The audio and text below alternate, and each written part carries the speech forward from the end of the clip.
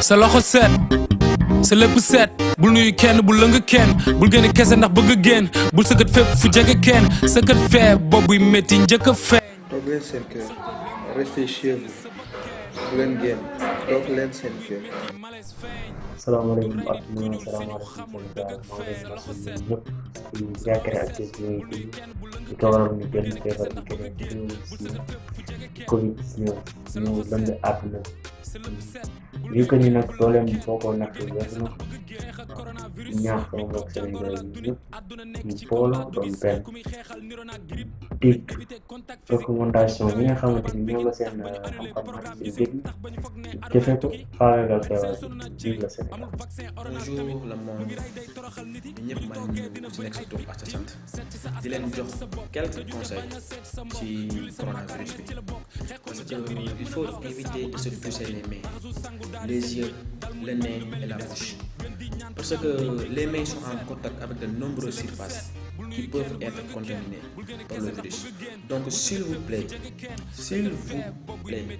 faites très attention. Merci. gën naa leen ziar leen di sensibiliser nit ñi ndax bu ñu setee sauver nañ ay vie te kenn ku ne bu respecter précautions yi sauver na ay dund sauver na ay vie maa ngi bégal ñëpp ensuite di ñaax nit ñi ci raxasu nañuy set di seetal xam nga mooy dëgg di ziar ñëpp di bége ñëpp ensuite di topp ministère de la santé c'est-à-dire les autorités sanitaires ci dégle yi ñuy dégle bége naa leen sama gars yi seetal coronavirus amu fi place na fi jóge bége gars yi. toog leen seen kër sama gars yi toog leen seen kër ku ci dem ba am urgence booy doxi bala ngay génn sa kër nga sol sa masque ba pare doog a génn te bala ngay boot sa masque bi kese doyul gel bi kese doyul sol leen gant am na gant woon latex yi ñuy jaay ci pharmacie yi mooy yi médecin bi utilisé dee leen ko sol waaw ngeen toog seen kër yi. Moment of the coronavirus,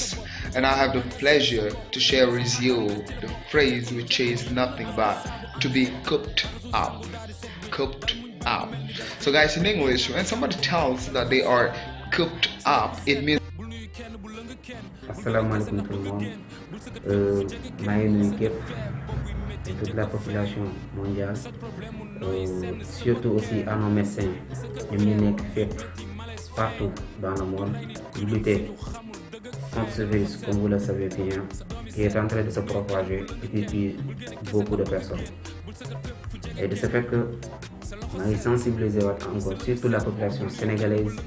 à respecter les consignes du président de la République, mais surtout à rester chez eux et de respecter le couvre-feu donné par le président de la République. Parce que soo ko defee de doo maanaam da ngay protéger sa bopp mais il sauve beaucoup de vies. Mais sans pourtant oublier aussi, n'oubliez pas les mendiants, les enfants de la rue, ils n'ont rien, ils n'ont personne. lu dul yaakaar ci ñun ñi am kon donc moi je me dis que suñ ko defee respecter aussi les consignes am naa ni am ndam ci kaw feebar bi di Covid-19 merci à tous. yomb la saa yoo génnee jëlal gel antiseptique yi nga raxas sa loxo ba mu set te ngeen éviter tout contact avec des personnes ay regroupement lépp ngeen moytu ko et aussi ngeen respecter distance su 1 mètre bi nga xamante ni moom la ñu digle. nañu gën a jàppoo xeex coronavirus bu ñu solidaire yi rek idéologie ñëpp benn incha allahu rabbi on va vaincre le coronavirus combat bi moom dañ koy daan incha allahu rabbi may ñaan sama mbokku sénégalais yëpp sama mbokku sénégalais yëpp ñëpp mes chers compatriotes veillez à cela ngeen di raxas seen loxo à chaque fois bu ngeen génnee ngeen bàyyi nuyoo yu bare yi te ngeen dox jàmm bu leen farata jógee dox leen ko te ñibbi si waat ngir yàlla affaire yi c'est sérieux de c'est tellement grave l'heure est grave mes chers amis l'heure est grave veillons à cela s'il vous plaît veillons à cela ayons conscience que la maladie existe, ça existe bel et bien et c'est une réalité il faut y croire je vous en supplie c'est une réalité. salaamaaleykum sama mbokk bi yéen waa Sénégal maa ngi leen di ñaan ngir yàlla toog nag seeni biir kër à partir de 22 ndax nga génn daje ëmbatani ñu lay dóor ñi lay filmer doo xam fu ñuy nekk di la filmer seen kër la ñu ne ci kaw di la filmer di reetaan ñu lay dóor ñu dóor ko ci réseaux sociaux yi say mbokk gis ko seen xol jeex say doom gis ko seen xol jeex am na lu ko gën ngir yàlla nañu toog suñu biir kër à partir de 22 yàlla baax na ba yàlla saafara jàngoro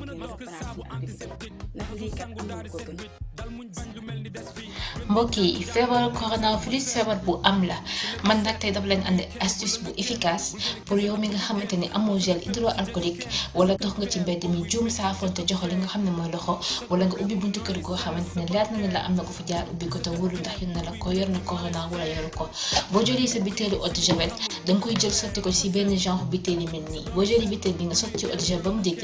def ci ndox aussi bu yam nga tëj ko boo ko tëjee ngay gàddi ko fu jëm yóbbaale ko boo juumee nuyoo baa nga juum saafonte dangay def lu dul ubbi ko nga jël piis sa loxo wala nga piis fi nga xamante ne fa nga war a teg sa loxo comme ça dina la musal bu baax muccal la ci li nga xamante ne mooy feebar bi ak microbe yi nga xamante ne